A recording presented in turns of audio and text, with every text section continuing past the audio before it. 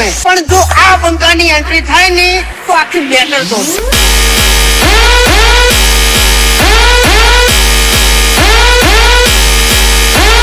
जब विजय वाघेला की सिस्टम बचती है, पीएफ सिस्टम बंद कर देता है।